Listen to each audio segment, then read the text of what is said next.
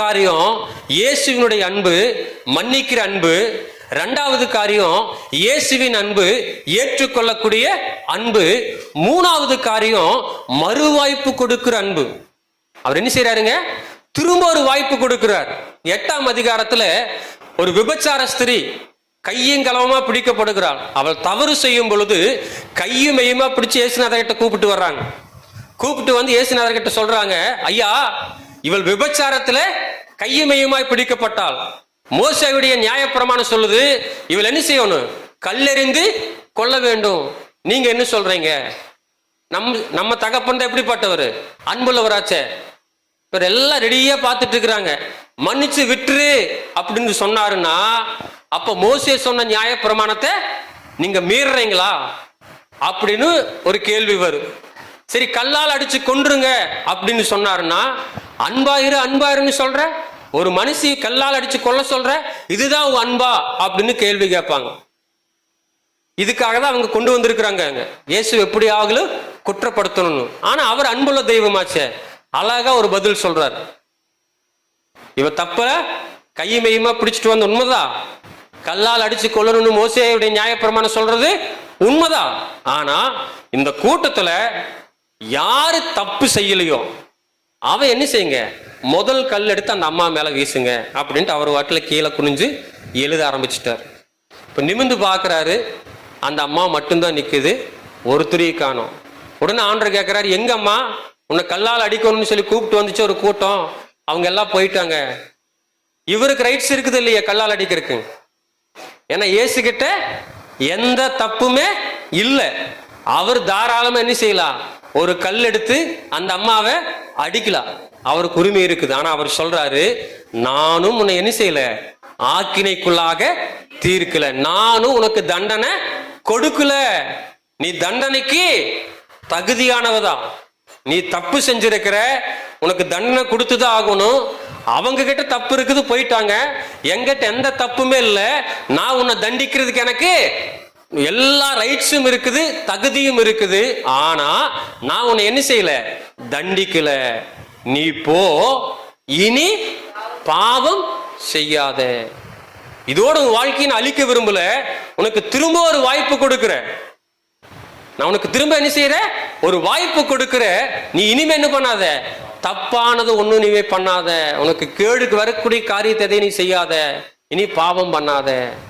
மறு வாய்ப்பை கர்த்தர் கொடுக்கிறார். இன்றைக்கு நம்முடைய வாழ்க்கையில ஆண்டு அதே தான் சொல்றாரு. நம்ம கிட்ட நிறைய தப்பு இருக்குது. இன்னைக்கு நம்ம குற்றப்படுத்தலாம். அவங்க நோவையா ஒரு விதத்துல தப்பு செய்வாரு, நான் ஒரு விதத்துல தப்பு செய்வேன்.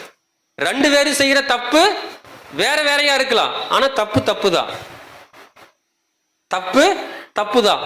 கெட்ட வார்த்தை பேசுறதும் தப்புதான், அடிக்கிறதும் தப்புதான். அவனை அடிச்சு போட்டா நான் சும்மா தானே பேசினேன். ஆண்டவர் பார்வையில எல்லா பாவமும் ஒண்ணுதான். இன்றைக்கு மூன்றாவதாக ஆண்டவர் சொல்லுகிறார், உங்ககிட்ட எவ்வளவு பாவம் இருந்தாலும் நான் உங்களுக்கு என்ன செய்யறேன், வாய்ப்பு கொடுத்துட்டே இருக்கிறேன். அதனாலதான் தாவீது அழகா சொல்றான், என் பாவத்துக்கு தக்கதாக செய்யாமலும் என் அக்கிரமத்துக்கு தக்கதாக சரி கட்டாமலும் அவர் இருக்கிறார். இல்லைன்னா இங்க யாரும் நம்ம நிக்க முடியாது. நான் இங்க நிக்க முடியாது, நீங்களும் இங்க உட்கார முடியாது.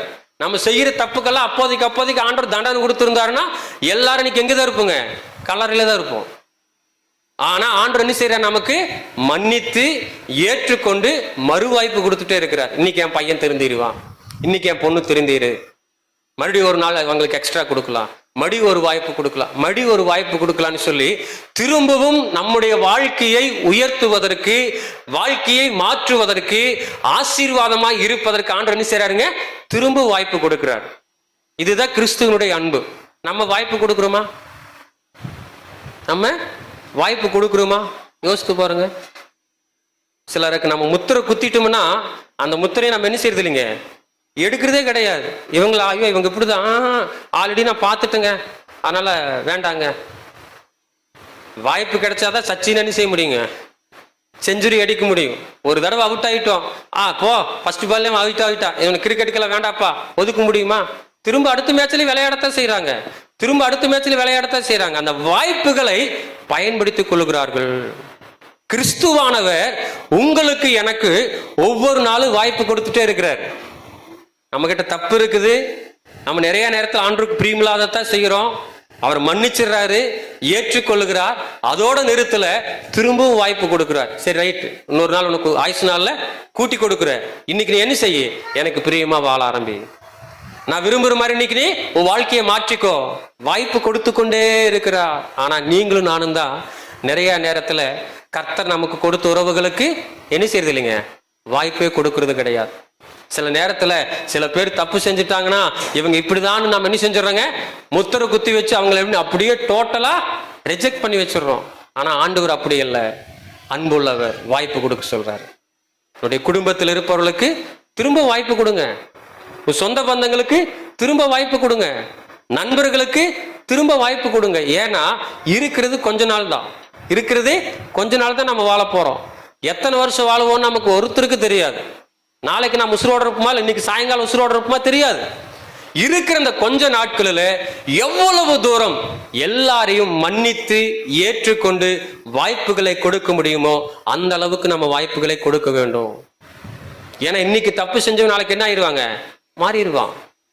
அப்போஸ்தலனாகிய பவுலை குறித்து சொல்லும் பொழுது, தமஸ்குவுக்கு வர்றாரு, கண்ணு தெரியாம போயிருச்சு, ஆண்டவர் சந்திச்சாச்சு, சொல்றாரு அனனியா கிட்ட, நீ போ. ஐயோ அவனா, அவன் ஆல்ரெடி எங்களை எல்லாரையும் கொண்டுட்டு இருக்கிறானே, அவன் ஆல்ரெடி இப்ப லிஸ்டோட வந்துட்டு இருக்கிறான், நீங்க அவனுக்கு போய் ஜெபம் பண்ண சொல்றீங்க, அவன் வேற லெவல நான் மாத்த போறேன், நீ போ. அந்த வாய்ப்பை அனனியா சரியாய் பயன்படுத்துறா, போய் ஜெபம் பண்றா. அப்போஸ்தலனாகிய பவுல் பெரிய ஒரு ஊழியக்காரனாக எழும்பினார்.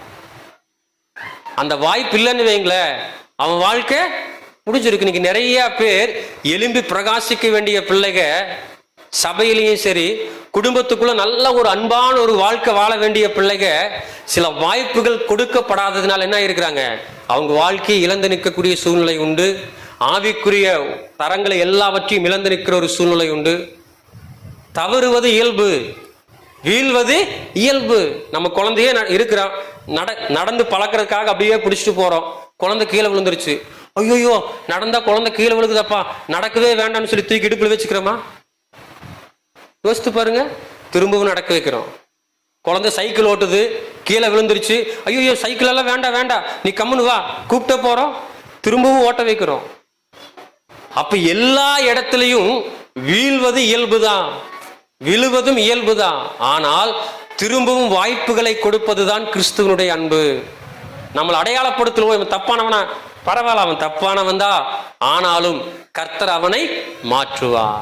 ஆண்டவர் அவங்கள மாத்துவாங்க, கர்த்தர் அவங்கள உயர்த்துவாங்க. திரும்ப நான் வாய்ப்பு கொடுக்கிறேன். இந்த 3 வகையான அன்பையும் கிறிஸ்து வெளிப்படுத்தினார். சீமோன் பேதுரு மறுதலிச்சவன் தான், பின்வாங்கி போனவன் தான், இயேசுநாதரை சபிச்சவன் தான். ஆனா 21ஆம் அதிகாரத்துல கேட்கிறாரு, பேதுருவே இவர்களில் நீ என்கிட்ட அன்பா இருக்கிறியா? திரும்ப வாய்ப்பு கொடுக்கிறார். என்னை நீ அன்னைக்கு வேலைக்கார முன்னாடி சபிச்சுட்டு போயிட்டீல்ல, போடா, உன்னை வேண்டாம் சொல்லல. திரும்பவும் மீன் பிடிக்க போனவன் தான் நீ, போ சொல்லல. திரும்பவும் கர்த்தர் கேட்கிற, நீ என்னிடத்தில் அன்பா இருக்கிறியா? இந்த ஆடுகளை நீமே. திரும்பவும் அதே பொறுப்பை கர்த்தர் கொடுக்கிறார். அன்னைக்கு கூப்பிட்டாரு, வா உன்னை மனுஷனை பிடிக்கிறவனா மாத்திரன்னாரு. ஆனா இவன் திரும்பி ஓடிட்டான். இப்ப திரும்பவும் கூப்பிட்டு வந்து மறுபடியும் ஒரு வாய்ப்பு கொடுத்து, இந்த ஆடுகளை ஆட்டுக்குட்டிகளை நீ மேய்ப்பாயாகன்றாரு. அதுக்கு பிறகுதான் கர்த்தர் என்ன செய்யறாருங்க, பயங்கரமா எடுத்து பயன்படுத்துறார். வாய்ப்புகள் நமக்கு கிடைக்கும் பொழுது அந்த வாய்ப்புகளை பயன்படுத்துபவர்களே என்ன செய்யறாங்க, வல்லமையா எடுத்து பயன்படுத்தப்படுகிறார்கள். அவர் வாய்ப்பு கொடுத்தாரு, நம்ம வாய்ப்பு கொடுக்குறோமா? யோசித்து பாருங்க. பரீட்சையில பெயிலா போயிட்டா கூட வாய்ப்பு கொடுத்து என்ன செய்யறாங்க, எழுதி வைக்கிறாங்க. எல்லாத்துக்கும் வாய்ப்பு இருக்குது. ஆனா வாழ்க்கையில இருக்கிற உறவுகளுக்கு நம்ம என்ன செய்யறது இல்லைங்க, வாய்ப்பே கொடுக்கறது கிடையாது. அப்புறம் நான் கிறிஸ்தவ, நான் ஜெபம் பண்றேன், நான் ஊழியம் பண்றேன், நான் இப்படி அப்படி, ஒரு பிரயோஜனமும் கிடையாது. அன்பில்லாத ஊழியம் பிரயோஜனம் இல்லை, அன்பில்லாத ஜெபம் பிரயோஜனம் இல்லை, அன்பில்லாத காணிக்க பிரயோஜனம் இல்லை. ஆண்டவர் சொல்றாரு, நான் எப்படி உங்களிடத்தில் அன்பாக இருந்தனோ அதே போல நீங்க என்ன செய்யுங்க, அன்புள்ளவர்களாக இருங்கள். நீங்க இப்படி அன்புள்ளவர்களா இருந்தா எல்லாராலும் என்ன செய்யப்படுவீங்க? அடையாளப்படுத்தப்படுவீர்கள். எப்படின்னு?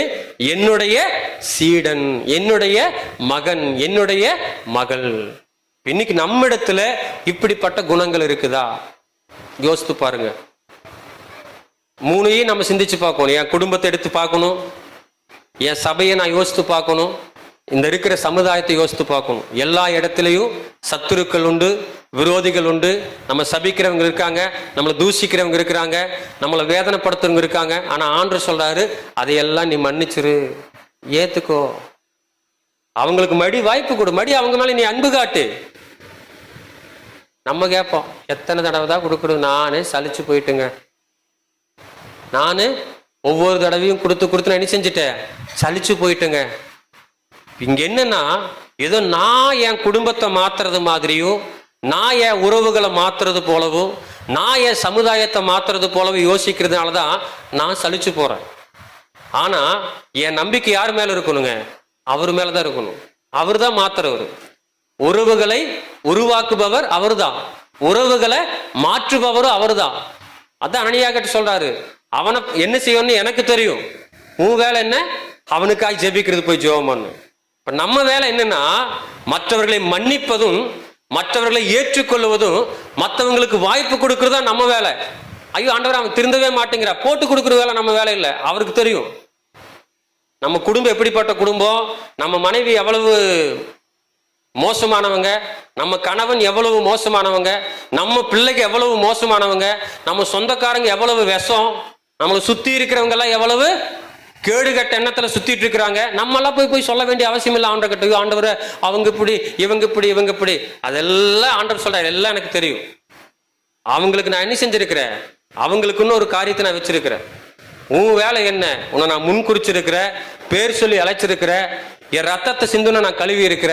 நீ எல்லாரையும் மன்னிக்க ஆரம்பி, எல்லாரையும் ஏற்றுக்கோ. அவங்க எப்படி இருந்தாலும் பரவாயில்ல, ஏற்றுக்கொள். எல்லாருக்கும் மறு வாய்ப்பு கொடு. இது எல்லாத்தையும் என் மேல நம்பிக்கை வச்சு கொடு. ஏன்னா அந்த உறவை கொடுத்தது நான் தான், இந்த உலகத்துல உன்னை படைச்சது நான் தான், சபையை கொடுத்தது நான் தான், ஊழியத்தை கொடுத்தது நான் தான், உனக்கு தேவையான ஆசீர்வாதத்தை எல்லாம் கொடுத்தது நான் தான். அதனால நான் என்ன செய்ய முடியும்? எதை வேண்டுமானாலும் மாற்றக்கூடிய வல்லமை, ஆற்றல் என்கிட்ட இருக்குது. நீ என்ன செய்ய? என்ன நம்பு. ஆனா நம்ம என்ன தேவை செய்யறோம்? நம்முடைய சுயத்தை நம்புகிறோம். நானும் முடிஞ்ச வரைக்கும் முயற்சி பண்ணி பார்த்துட்டுங்க. இதுல என்ன வந்துருதுங்க? நான் என் முயற்சி. ஆனா ஆண்டவர் சொல்றாரு, நீயும் வேண்டாம், முயற்சியும் வேண்டாம், என் மேல பாரத்தை போடு. உனக்கு கொடுத்த உறவுகளை உருவாக்குவது என் வேலை, உன் சபையை உருவாக்குவது என் வேலை, உன் சமுதாயத்தை மாற்றுவது என் வேலை. ஆனா நீ எப்படி இரு? அன்புள்ளவனா இரு, நீ மன்னிக்கிறவனா இரு, நீ ஏற்றுக்கொள்ளுகிறவனா இரு, நீ வாய்ப்பு கொடுக்கிறவனா இரு. எல்லாம் கொடுத்துட்டு நீ என் பாதத்தில் உட்காரு. நான் மாத்தலைன்னா ஏன்னு கேளு. இதுதான் ஆண்டவர் சொல்றது. ஆனா நம்ம என்ன சொல்றோம்? இல்ல இல்ல ஆண்டவரை, நீங்க சொல்ற மாதிரியெல்லாம் இருந்தோன்னா என் வாழ்க்கை என்ன ஆயிரு? என்னை பார்த்து ஊர் உலகத்துல என்ன சொல்லுவாங்க? இவன் ஒரு பயங்கரமான இழிச்சுவாய, இவன் பொழைக்க தெரியாத புள்ள, இவன் பொழைக்க தெரியாத பையன், இப்படி எல்லாம் இருந்து ஊருக்காரங்க எல்லாம் என்ன செஞ்சிருவோம்? நம்மள ஏறி மிதிச்சுட்டு போயிட்டே இருப்பாங்கன்னு தான் சொல்லுவாங்கன்னு தான் நம்ம நினைப்போம். ஆனா இந்த மாதிரி இருந்தா கர்த்தர் சொல்றாரு, மறுமையில என்னோடு கூட நீங்க என்ன செய்வீங்க? அரசாளுவீர்கள். அல்லேலூயா, அல்லேலூயா. இங்க நம்மளை யாரு வேணா என்ன வேணாலும் சொல்லிட்டு போட்டு, அது பத்தி நமக்கு கவலை இல்லை. ஏன்னா தூற்றுகிறவங்க சில பேர் என்ன செய்வாங்க? தூற்றிட்டு தான் இருப்பாங்க. போற்றுகிற சிலரு போற்றதா பண்ணுவாங்க. நமக்கு இங்கு கிடையாது. நமக்கு எங்க இருக்குதுங்க? அங்குதான் மெயின். நம்ம வாழ்க்கை பரலோகத்தில் இருக்குது. அங்கு போறதுக்காக இங்க என்ன செஞ்சுட்டு இருக்கிறோம்? பிராக்டிஸ் பண்ணிட்டு இருக்கிறோம். ஆனா நம்ம இந்த உலகத்துக்குரிய காரியங்கள் மாத்திரம் போது அப்படின்னு நம்ம நினைச்சிட்டோம்னா அங்க போக முடியாது. அதனால ஆண்டவர் சொல்றாரு, நான் உங்களிடத்துல எப்படி அன்பு கூர்ந்தேனோ அதே போல நீங்களும் ஒருவரில் ஒருவர் அன்பு கூறுங்கள். இயேசு மன்னிச்சு அன்பு கூர்ந்தாரு. நம்ம பிறரை மன்னித்து அன்பு கூர்ந்து கொண்டு இருக்கிறோமா? இயேசு எவ்வளவு குறைகள் இருந்தாலும் ஏற்றுக்கொண்டு அன்பு கூர்ந்தார். நம்ம இன்னைக்கு கர்த்தர் கொடுத்த உறவுகளை ஏற்றுக்கொண்டு அன்பு கூறுகிறோமா? எவ்வளவுதான் முறை மறுதளிச்சு போனாலும் ஆண்டவர் திரும்ப திரும்ப வாய்ப்பு கொடுத்து அவர்களை உருவாக்கினார். இன்னைக்கு நமக்கு கர்த்தர் கொடுத்த உறவுகளுக்கு வாய்ப்புகளை கொடுத்து திரும்ப என்ன செய்யறோம்? பயன்படுத்துகிறோமா? சிந்தித்து பாருங்க.